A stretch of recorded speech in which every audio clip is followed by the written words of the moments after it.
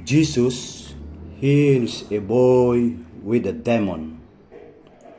When they returned to the crowd, a man came to Jesus, knelt before him, and said, "Sir, have mercy on my son.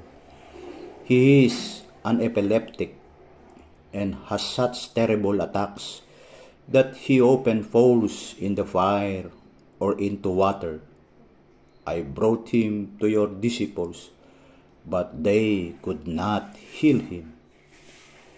Jesus answered, "How unbelieving and wrong you people are! How long must I stay with you? How long do I have to put up with you? Bring the boy here to me."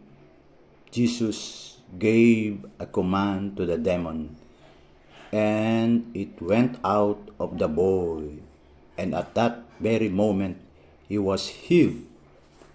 Then the disciples came to Jesus in private and asked him, "Why could not we drive the demons out?" "It was because you do not have enough faith," answered Jesus.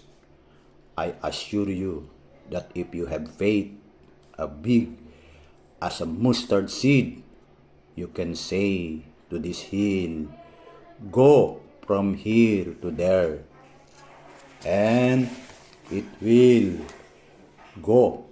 You could do anything